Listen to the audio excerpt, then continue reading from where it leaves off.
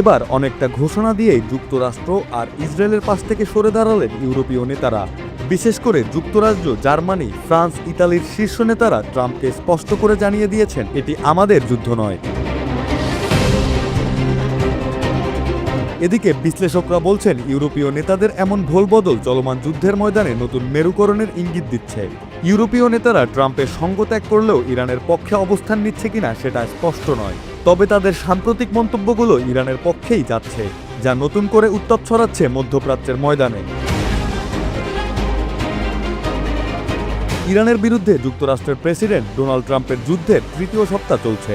এই যুদ্ধের কারণে ইউরোপীয় নেতারা এক কঠিন পরিস্থিতির মুখে পড়েছেন।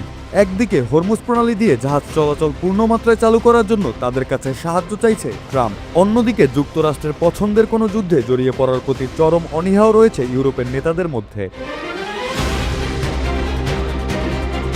সোমবার ইউরোপের বেশ কয়েকজন নেতা ট্রাম্পের আক্রমণাত্মক বক্তব্যে উদ্বেগ ও আশঙ্কা প্রকাশ করেন।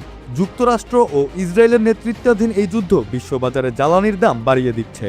তারপরও ইউরোপীয় অনেক নেতা তাদের দেশের নৌবাহিনীকে যুক্তরাষ্ট্র ও ইসরায়েলের পক্ষে হরমুজ প্রণালীতে পাঠিয়ে বিপদে ফেলতে স্পষ্টভাবে অস্বীকৃতি জানিয়েছেন। সম্প্রতি এক সাক্ষাৎকারে ট্রাম্প সতর্ক করে বলেছিলেন, তেল, গ্যাস ও সারবাহী ট্যাঙ্কারগুলোর জন্য এই গুরুত্বপূর্ণ জলপথ খুলে দেওয়ার প্রচেষ্টায় ইউরোপীয় দেশগুলো যোগ না দিলে ন্যাটোর ভবিষ্যতের জন্য খুব খারাপ হবে। এর আগে তিনি সামাজিক যোগাযোগ মাধ্যমে লিখেছিলেন, হরমুজ বন্ধ করার কারণে ক্ষতিগ্রস্ত দেশগুলো দ্রুতই সেখানে যুদ্ধজাহাজ পাঠাবে। ইউরোপীয় কর্মকর্তারা বলছেন ঠিক উল্টো কথা। জার্মানির প্রতিরক্ষা মন্ত্রী বরিস বলেন, এটি আমাদের যুদ্ধ নয়, আমরা এটি শুরু করিনি। তিনি বলেন, জার্মানি কূটনৈতিক সমাধান চায়। আর ফ্রান্সের পররাষ্ট্র মন্ত্রণালয় জানিয়েছে তাদের নৌবাহিনী পূর্ব ভূমধ্যসাগরে অবস্থান করছে, তবে তাদের অবস্থানের কোনো পরিবর্তন হয়নি, তারা রক্ষণাত্মক অবস্থায় থাকবে। যুক্তরাজ্যের প্রধানমন্ত্রী কিয়ার স্টারমার এক সংবাদ সম্মেলনে প্রতিশ্রুতি দিয়েছেন, তার দেশ ইরানের সঙ্গে বিস্তৃত এই যুদ্ধে জড়াবে না। ট্রাম্পের মন্তব্য সরাসরি উল্লেখ না করে স্টারমার বলেন, যতই চাপ আসুক না কেন, আমার নেতৃত্বের লক্ষ্য হলো ব্রিটিশ স্বার্থে অটল থাকা। ইউরোপীয় কর্মকর্তাদের ওপর অর্থনৈতিক চাপ এখন বাস্তব। জ্বালানির দাম ইতোমধ্যেই আকাশচুম্বী, যা সাধারণ জনগণের মধ্যে ক্ষোভের সৃষ্টি করছে। পাশাপাশি ইউরোপীয় নেতাদের মধ্যে 2003 সালের ইরাক যুদ্ধের স্মৃতিও কাজ করছে। বিশ্ব নেতারা মনে রেখেছেন কিভাবে সাবেক প্রেসিডেন্ট জর্জ ডব্লিউ বুশের জেদ এবং ভুল গোয়েন্দা তথ্যের ভিত্তিতে ইরাকে হামলা চালানো হয়েছিল। এটি ছিল একটি ব্যয়বহুল ভুল। ইউরোপীয় নেতারা এখন উভয় সংকটে রয়েছেন। যদি তারা কিছু না করে চুপচাপ বসে থাকেন, তবে জিনিসপত্রের দাম বাড়তে থাকবে। এর ফলে অর্থনৈতিক প্রবৃদ্ধিতে বাধা আসবে এবং সাধারণ মানুষের মধ্যে ক্ষোভ দেখা দেবে।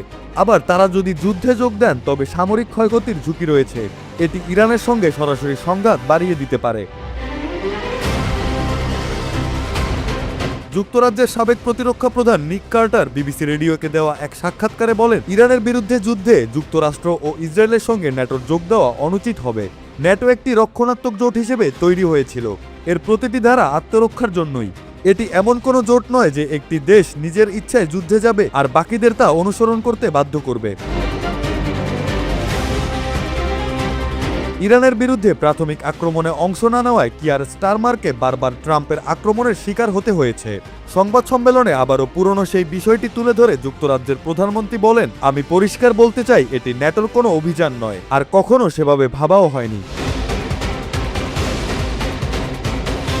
ইতালির পররাষ্ট্রমন্ত্রী অ্যান্তোনিও তাজানিও তার দেশের নৌবাহিনীকে হরমুজ প্রণালীতে পাঠানোর সম্ভাবনা নাকচ করে দিয়েছেন। বর্তমানে ইতালির একটি যুদ্ধজাহাজ, ফ্রান্সের একটি বিমানবাহী রণতরীর সঙ্গে মাঠে থাকলেও সেগুলোর কার্যক্রম কেবল পূর্ব ভূমধ্যসাগরেই সীমাবদ্ধ রয়েছে। ইতালির একটি টেলিভিশন অনুষ্ঠানে আন্তোনিও তাজানি বলেন, আমরা হরমুজ প্রণালীতে সামরিক অভিযানে যুক্ত নই। তিনি আরও বলেন যে ইতালি, ফ্রান্স বা অন্য কোনো ইউরোপীয় দেশ হরমুজ প্রণালীতে জোর করে জাহাজ চলাচল নিশ্চিত করতে যুদ্ধজাহাজ পাঠানোর প্রস্তাব দেয়নি। সম্প্রতি কুয়েতের আলী আল সালেম ঘাঁটিতে একটি ড্রোন হামলায় ইতালির একটি উড়োজাহাজ ধ্বংস হয়েছে। ওই ঘাঁটিতে মার্কিন সেনারাও থাকেন। এই ঘটনার পরের দিন পোল্যান্ডের পররাষ্ট্রমন্ত্রী রাডোস্লাভ সিকোরস্কি বলেছেন যে তার দেশের নেতারা ইরানের বিরুদ্ধে যুদ্ধবাহিনী পাঠানোর বিষয়টি নাকচ করে দিয়েছেন।